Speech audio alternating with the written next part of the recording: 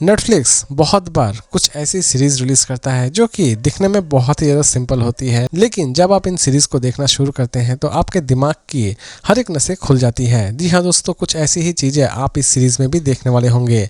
जी हाँ दोस्तों, मैं बात करने जा रहा हूँ रन अवे वेब सीरीज के बारे में, जिसे फाइनली रिलीज कर दी गई है नेटफ्लिक्स पर। इसके टोटल 8 एपिसोड रिलीज किए गए हैं और हर एक एपिसोड लगभग 43 to 46 मिनट के आसपास की है। इसे हिंदी में भी रिलीज की गई है। यूँ तो इसमें आपको किसी भी तरह की न्यूडिटी नजर नहीं आने वाली होगी, लेकिन इसकी हर एक एपिसोड में आपको वायलेंस भरे दृश्य नजर आने वाले होंगे। इसीलिए आप इसे किसके साथ देखेंगे और नहीं देखेंगे, ये मैं पूरी तरह से आपके ऊपर ही छोड़ता हूँ। दोस्तों, अब नजर डालते हैं थोड़ा बहुत इस सीरीज की स्टोरी के ऊपर।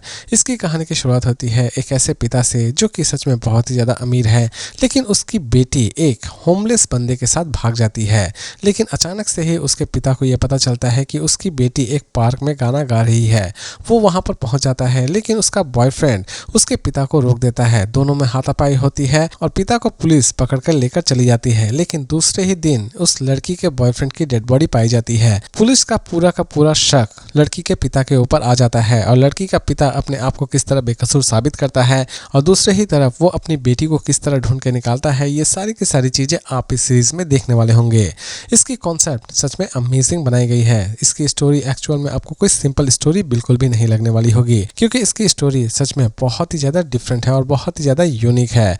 आप ये भी कह सकते हैं कि इसकी सस्पेंस एक्टिविटी के साथ साथ आप इसकी स्टोरी को भी पसंद करने वाले होंगे। लेकिन दोस्तों, ये सीरीज सबके लिए नहीं बनाई गई है, क्योंकि ये सीरीज थोड़ी स्लो है। क्योंकि इसके कुछ एपिसोड्स आपको अच्छे खासे स्लो लगने वाले होंगे। इसके कुछ एपिसोड्स को थोड़ा लेंथी खींचा गया है, क्योंकि पूरी की पूरी सीरीज को हो सकता था कि 6 एपिसोड में ही खत्म कर दी जा सकती थी, लेकिन इसके 2-3 एपिसोड्स थोड़े ज्यादा लेंथी खींचे गए हैं, क्योंकि इन एपिसोड्स में एक्सप्लेनेशन तो दी गई है, लेकिन बहुत ही स्लो तरीके से। इसीलिए दोस्तों, ये सीरीज आपको थोड़ी बहुत लेंथी जरूर लगने वाली होगी और ये सीरीज उनके लिए भी नहीं बनाई गई है जो कि स्लो सीरीज देखना बिल्कुल ही पसंद नहीं करते हैं।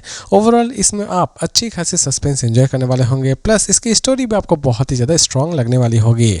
ओवरऑल अब बात करते हैं कि ये सीरीज मेरे लिए कैसी रही। तो दोस्तों, ये सीरीज रही मेरे लिए काफी हद तक अच्छी। इसके प्रेजेंटेशन भी मुझे बहुत ही ज्यादा पसंद आए और इसकी स्टोरी बेस भी मुझे बहुत ही ज्यादा अच्छी लगी। ओवरऑल ये पूरी की पूरी सीरीज रही मेरे लिए एक पैसा वसूल सीरीज और मेरी तरफ से इसकी रेटिंग होगी 5 में 3.9 स्टार।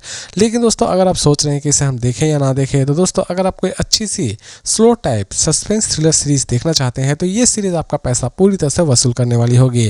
अदरवाइज आप इसे स्किप कर सकते हैं अगर आप स्लो सीरीज देखना पसंद नहीं करते हैं। तो दोस्तों, इसी तरह के इंटरेस्टिंग और सिंपल रिव्यूज के साथ फिर मिलते हैं एक नई वीडियो में।